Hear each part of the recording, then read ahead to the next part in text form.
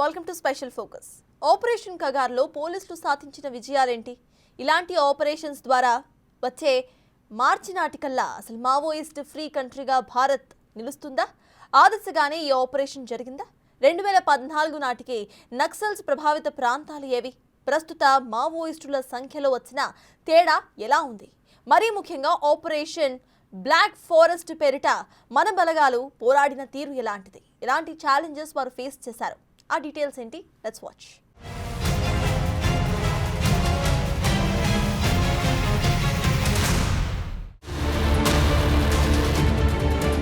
ఛత్తీస్గఢ్, తెలంగాణ సరిహద్దుల్లోని కర్రెగుట్టల్లో సీఆర్పీఎఫ్ బలగాలు చేపట్టిన మావోయిస్టుల ఏరివేత పేరే ఆపరేషన్ కర్రెగుట్టలు. ఈ ఆపరేషన్ సుమారు 20 రోజులు జరగ్గా మొత్తం 31 మంది మావోయిస్టులు మృతి చెందారు. నక్సల్స్ రహిత భారత్లో భాగంగా ఈ ఆపరేషన్ ఒక చారిత్రక విజయంగా చెబుతుంది సీఆర్పీఎఫ్. ఈ దిశగా ఒక ప్రకటన చేసింది భద్రతా దళం.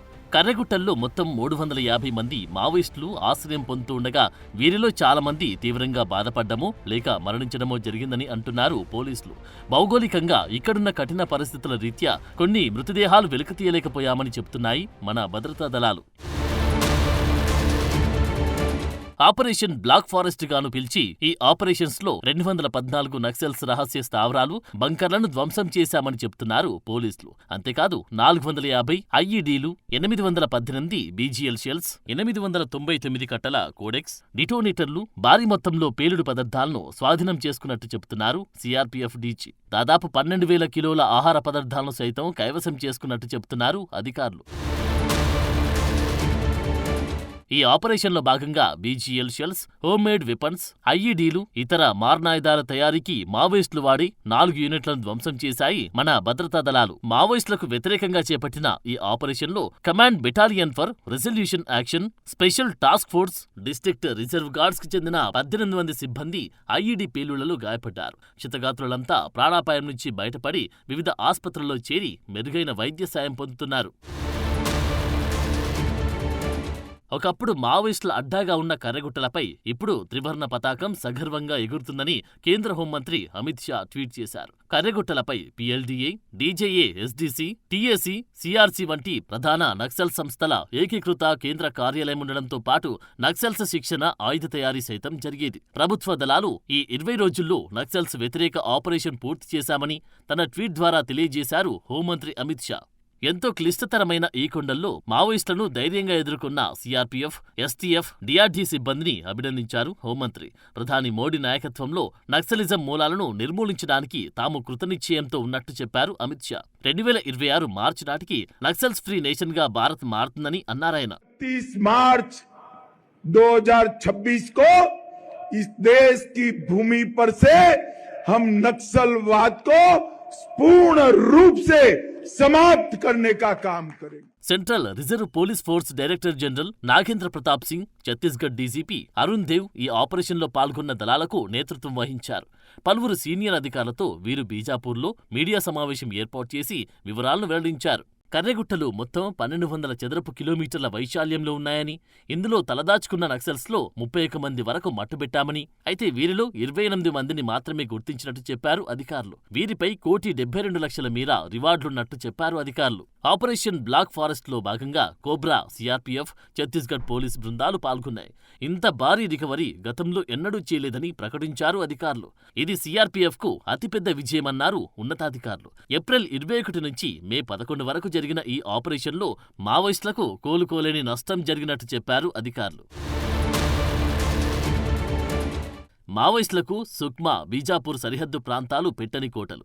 ఈ ప్రాంతాల్లో పీఎల్జీఏ బెటాలియన్, సీఆర్సీ కంపెనీ, తెలంగాణ సాయుధ కమిటీలకు చెందిన అగ్రనాయకులకు, కార్యకర్తలకు సురక్షిత స్థావరం. ఈ ప్రాంతంలో సవాల్తో కూడుకున్న వాతావరణ పరిస్థితులుంటాయి. కేజీహెచ్ కఠినమైన కొండ ప్రాంతం కావడంతో సుమారు 60 కిలోమీటర్ల మేర విస్తరించిన ఈ ప్రాంతంలో గత కొంతకాలంగా నక్సలైట్లు తమ స్థావరాలు ఏర్పాటు చేసుకున్నారు. పీఎల్జీఏ బెటాలియన్ సాంకేతిక విభాగం, టీడీ యూనిట్తో పాటు మరికొన్ని ముఖ్యమైన విభాగాలతో సహా ఇక్కడ తమ స్థావరాలను ఏర్పాటు చేసుకున్నారు. వీరిలో 300 నుంచి 350 వరకు సాయుధ క్యాడర్లు ఆశ్రయం పొందుతున్నట్టు గుర్తించారు. దీంతో ఈ ఆపరేషన్ నిర్వహించారు. 2024లో పలు ఆపరేషన్లు విజయవంతం కావడంతో 2025లోనూ యాంటీ నక్సల్స్ ఏర్వేత కార్యక్రమాన్ని కొనసాగించారు. గత 4 నెలల్లో 197 మంది నక్సలైట్లను మట్టుబెట్టాయి మన భద్రతా దళాలు. 2014లో 35 జిల్లాలు మావోయిస్టుల ప్రభావంతో ఉండగా ప్రస్తుతం ఆ సంఖ్య 6కు పడిపోయింది. नक्सलवाद भारत की एकता और अखंडता के लिए बहुत बड़ी चुनौती बन गया था। मुझे संतोष है कि बीते 10 साल के अथक प्रयासों से आज नक्सलवाद भी भारत में अपनी अंतिम सांसें गिन रहा है। నక్సల్స్ ప్రభావిత జిల్లాల సంఖ్య 126 ఉండగా ఇప్పుడు ఆ సంఖ్య 18కి తగ్గింది. 2014లో 76 జిల్లాలు 330 పోలీస్ స్టేషన్లలో 1080 నక్సల్స్ ఘటనలు నమోదు కాగా 2024లో 42 జిల్లాలు 151 స్టేషన్లలో 374 ఘటనలు మాత్రమే నమోదయ్యాయి. 2014లో నక్సల్స్ హింసలు 88 మంది భద్రతా సిబ్బంది మరణించగా 2024 నాటికి ఈ సంఖ్య 19కి తగ్గింది.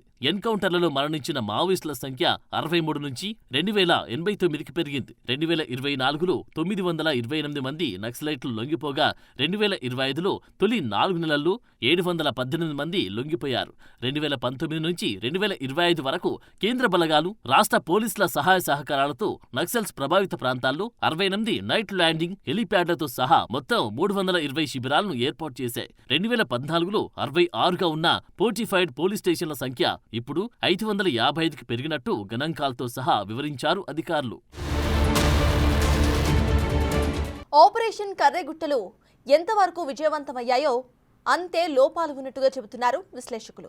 అసలు ఈ ఆపరేషన్ టార్గెట్ ఏం ఫిక్స్ చేశారు? అక్కడ ఏం జరిగింది? పోలీసుల అంచనాలు ఎందుకు తారుమారయ్యాయి? ఇందుకు తగిన కారణాలు ఏమై ఉంటాయి?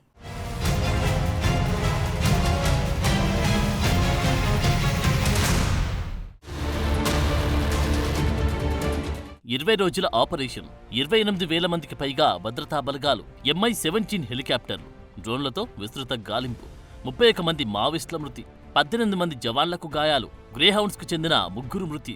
క్లుప్తంగా చెప్పాలంటే ఇవి ఆపరేషన్ కర్రెగుట్టలకు సంబంధించిన వివరాలు. మావోయిస్టు పార్టీ అగ్రనేతలే టార్గెట్గా జరిపిన కర్రెగుట్టల ఆపరేషన్లో పోలీసు బలగాలు విజయం సాధించాయా అంటే లేదనే చెప్పాలి.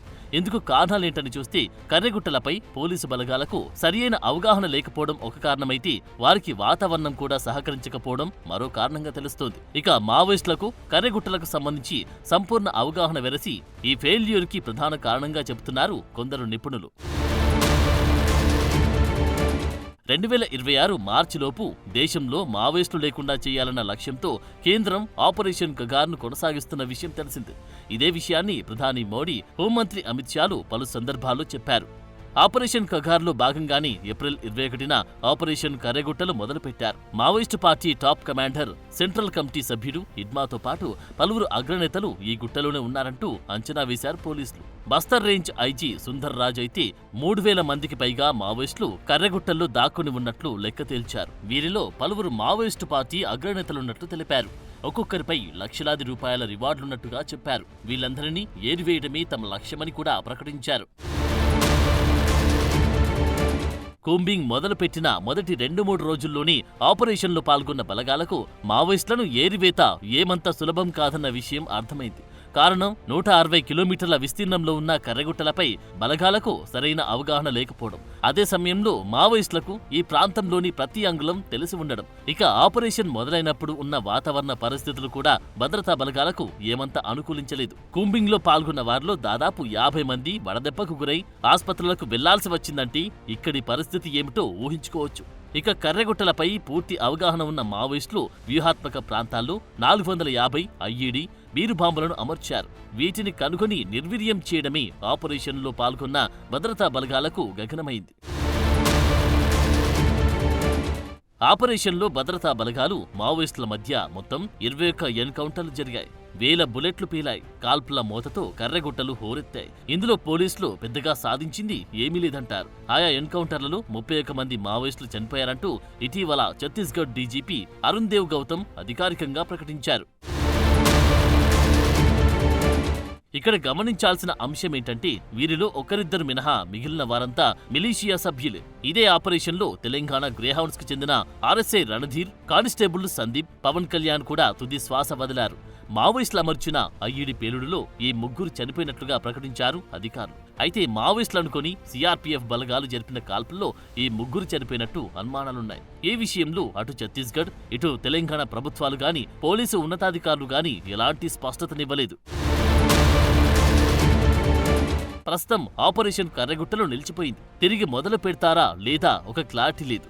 20 రోజుల పాటు జరిగిన కర్రెగుట్టల ఆపరేషన్లో సాధించిన గొప్ప విజయమేది లేదని పోలీసు వర్గాలే వ్యాఖ్యానిస్తున్నాయి. హిడ్మా సంగతి అలా ఉంచితే మావోయిస్టు పార్టీ అగ్రనేతల్లో ఏ ఒక్కరిని కూడా భద్రతా బలగాలు మట్టుబెట్టలేకపోయాయని చెబుతున్నారు.